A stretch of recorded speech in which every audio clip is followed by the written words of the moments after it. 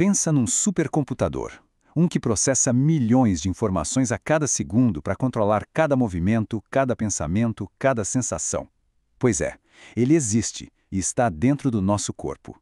Hoje a gente vai desvendar essa maravilha da biologia, o sistema nervoso, seguindo a jornada épica de um único e simples sinal. E para começar, vamos ter uma ideia da escala disso. O nosso sistema nervoso central é composto por algo em torno de 80 a 100 bilhões de neurônios. Isso mesmo, 100 bilhões. Eles são basicamente as unidades fundamentais que formam todos os circuitos desse supercomputador biológico. Cada um deles é uma peça absolutamente crucial nessa imensa rede de comunicação. Dei uma citação que resume bem isso. O sistema nervoso é único na vasta complexidade de processos mentais e controle das ações que é capaz de desempenhar. É justamente essa complexidade toda que permite o pensamento, o sentimento, a ação, a memória. É uma máquina de processamento que não tem igual. E para a gente entender como ela funciona, vamos começar pelo seu elemento mais básico, o sinal. Então, a nossa história começa com uma experiência que, olha, todo mundo já passou. Tocar sem querer em alguma coisa muito quente, tipo um fogão.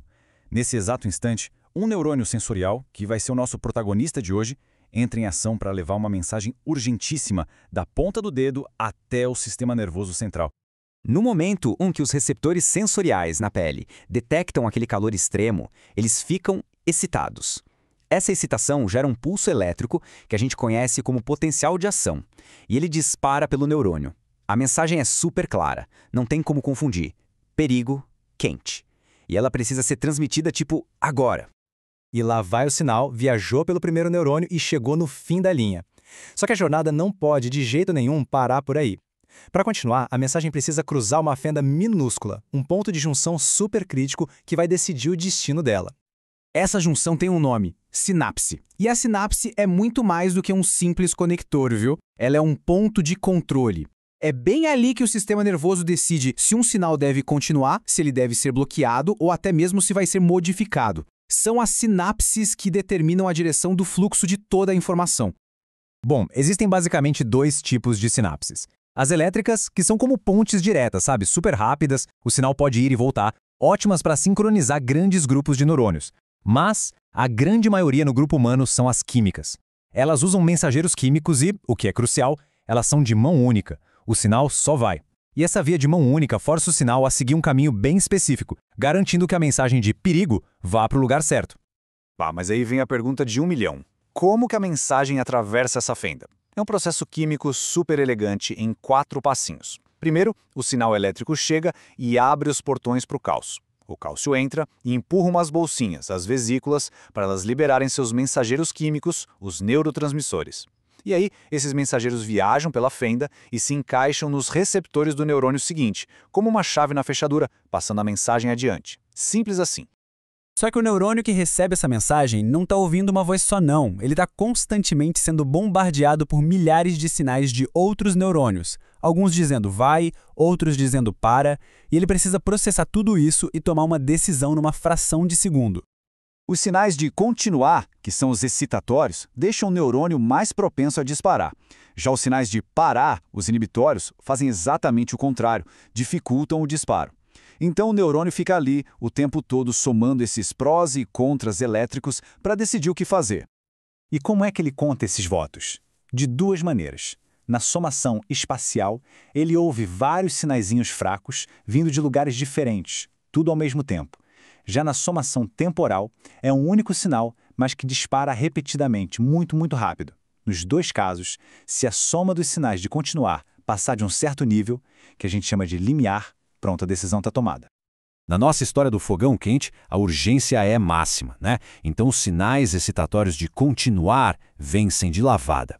O limiar de disparo é atingido e o próximo neurônio dispara, dando continuidade à jornada daquela mensagem de dor e perigo. É aqui que a jornada fica ainda mais interessante. O sinal agora se divide. Ele vai por 2 caminhos diferentes ao mesmo tempo. Um caminho leva a uma ação imediata, totalmente inconsciente. O outro leva a uma experiência consciente e à formação de uma memória. Cada caminho tem um destino e uma função vital. A eficiência do sistema nervoso é uma coisa impressionante. O primeiro caminho é um atalho, o famoso arco reflexo. A mensagem vai para a medula espinhal, que nem pensa duas vezes, e já manda um comando de volta para os músculos. Tira a mão daí. Isso acontece antes mesmo da gente processar a dor conscientemente. Ao mesmo tempo, o segundo caminho leva o sinal lá para cima, para o cérebro, onde a dor é finalmente interpretada e, o mais importante, a memória do evento é gravada. E o que é essa tal de memória em termos neurais?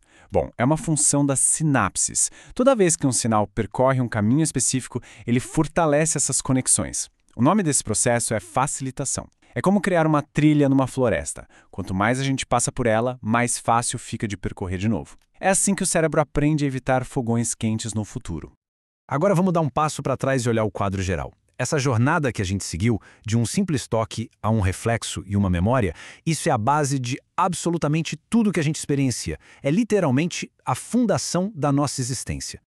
É muito importante ter a dimensão disso. Essa dança toda de sinais elétricos e mensageiros químicos não acontece só em resposta ao perigo, não. Ela está acontecendo o tempo todo, trilhões e trilhões de vezes por segundo. É a base da nossa percepção do mundo, da nossa capacidade de entender a linguagem, de gerar um pensamento.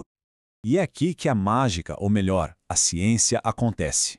A partir de interações químicas e elétricas que são até relativamente simples, mas que são repetidas bilhões de vezes em circuitos de uma complexidade estonteante, é daí que emerge tudo que nos define: pensamentos, emoções, personalidade, a própria consciência.